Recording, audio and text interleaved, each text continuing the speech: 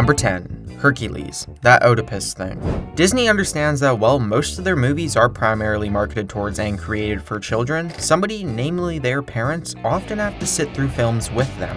So occasionally, they sneak in a joke only an adult will understand. Such as in Hercules when he's talking to Meg and says, "That Oedipus thing?" And I thought I had problems. Oedipus thing? Man, I thought I had problems. Some of you might not know what Oedipus is, but the gist of the ancient Greek play is that a man named Oedipus travels to a city, meets another man along the way, and he ends up murdering him.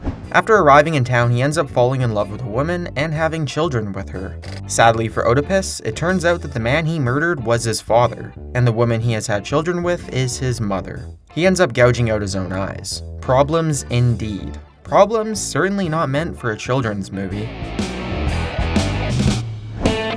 Number 9. Avengers, MEWLING, QUIM. The Avengers, made by both Disney and Marvel, can get away with a little bit more than most other Disney movies. But they still need to keep things clean for the little kids there for the beat-em-up superhero action. But when a dirty joke is made or a rude insult is uttered, there are still ways to keep slightly older children unaware. A good example of this is when Loki begins ranting at Natasha Romanoff and calls her a MEWLING QUIM. And when he screams, I'll split his skull. This is my bargain, you MEWLING QUIM. You're a monster.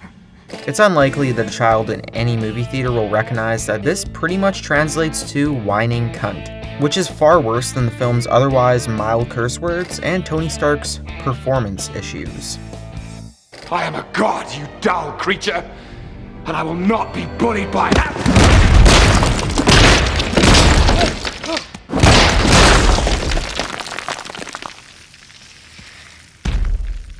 Puny god.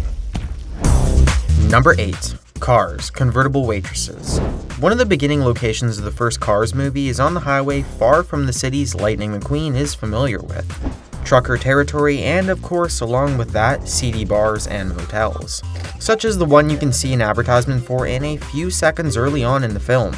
It reads, "All convertible waitresses." This isn't a big deal if you're a child with an attention span of less than a couple minutes, but if you're an adult, you might come to the conclusion that a convertible waitress is one without a hood, or in more human terms, topless. Another notable scene is when a couple of Lightning's female fans literally flash him earlier on in the film. Number 7. 101 Dalmatians Busy Boy. Seeing the characters of the original 101 Dalmatians come to life in a live-action movie was a big deal for many people. But along with a bunch of puppies, the audience of the film got a few jokes that parents didn't quite expect to hear in a children's movie. For example, when Cruella learns that Anita, Roger, and their dog Perdita are expecting children and puppies, she turns to Roger and says, "Well, you've been a busy boy, haven't you?" Not only does this mean he got his wife Anita pregnant, but also suggests that he was behind their dog Perdita's pregnancy. And while this probably goes over the heads of most children, it's still a little disturbing. However, they weren't even trying to be inconspicuous when one of the henchmen says, "Taxidermied animals give me a shrinky winky," basically a child's shorthand for a penis. Number 6. Inside Out, a bear. Where did you get those shoes? Those are shoes of doom! Scary. This is gonna be good. I love this part. She better take back those shoes. All right, what are we watching? If you ask a child what a bear is, chances are there is only one answer they will give you. But ask an adult caught up on modern slang and you may hear something different. So when the character Anger in Inside Out says, "I saw a hairy man, he looked like a bear," there are two things he could have meant: that he looked like an actual bear or a large hairy gay man. Dinner right after you eat this! This is probably a reference to the large LGBT community in California, which is where the movie is set. There's a chance that the man Anger mentioned really was a bear, after all. Number 5. Cars 2, The Lemon Party. In the movie Cars 2, there's a gang of older model cars called Lemons, which in our world are vehicles that have manufacturing defects. And in the world of cars, this means they are often ignored and looked down upon. So when all the fancy racing cars come to town, the Lemons plot to sabotage the fuel being used for the Grand Prix. At one point in the story, these cars throw a lemon-themed party. You could even call it a lemon party.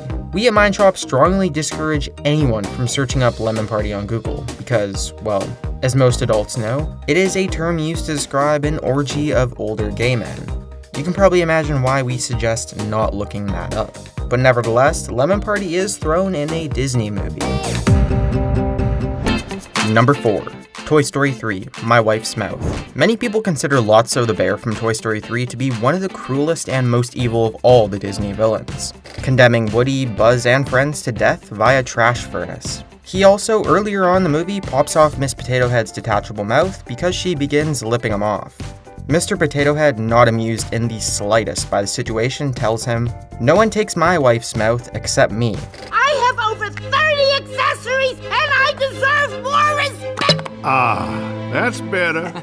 Hey, no one takes my wife's mouth, except me. This gets the gears rolling in the minds of the more mature members of the audience. Does Mr. Potato Head remove his wife's mouth fairly often? What else could it possibly mean other than...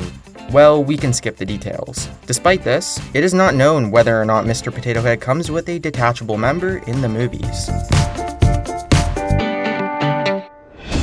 Number 3. Wreck-It Ralph, Cherry Chasing Dot Muncher. This joke is particularly clever because it makes sense from whatever perspective you happen to be in, a child's or an adult's. When Wreck-It Ralph realizes that he had not been invited to his own game's anniversary while Pac-Man, who isn't even in the game, was invited, he had a few choice words to call him. Cherry Chasing Dot Muncher. They're having a party without me. Pac-Man? They invented Pac-Man? That cherry-chasing dot muncher isn't even part of this game! This insult makes perfect sense when said to a character that eats cherries and dots all day. But someone who's called a cherry chaser could also be described as someone who's looking to take a young girl's virginity. This seems like a coincidence, but at the same time, Pac-Man doesn't exactly chase cherries, because unlike ghosts, they don't run from him. And there are other types of fruit for him to get his hands on. Once you realize what Ralph's insult could possibly mean, we imagine you could think of some dirty meaning for the words dot muncher. Number 2. Frozen. Does foot size really matter? In Frozen, Disney points out how silly it is that so many characters in many of their films get married even though they hardly know their spouse. We like to go fast. I like fast! Whoa, whoa, whoa, whoa, whoa, whoa. Kristoff, of course, finds it ridiculous that Anna got engaged to Hans the day she met him, and he tries to prove she knows nothing about him by asking her questions about him like, what's his last name? What's his favorite food? And what's his foot size? What's his last name? Of the Southern Isles. What's his favorite food? Sandwiches. Best friend's name? Probably John. Eye color. Dreamy. Foot size? Foot size doesn't matter. Have you had a meal with him yet? There are probably quite a few couples that have been together for much longer than a day that don't have any clue what their girlfriend or boyfriend's shoe size is. Plus, Kristoff gives this question differently than others, and he says foot size instead of shoe size. What if Kristoff is actually asking about something that many people correlate with foot size, namely the size of a guy's manhood? Do you agree with Anna that foot size doesn't really matter? Number 1. The Beauty and the Beast, Every Last Inch of Gaston. As is said in his song in The Beauty and the Beast, Gaston is easily the manliest man in the town and we aren't going to argue with him.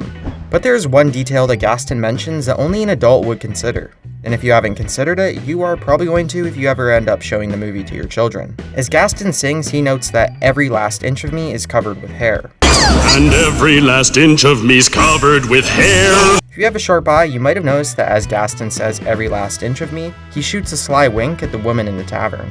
So we can assume that when Gaston says every last inch, he really means every last inch, which is probably not an idea you'd want a child to be thinking about. Nevertheless, it does tell the more mature audience how manly Gaston really is.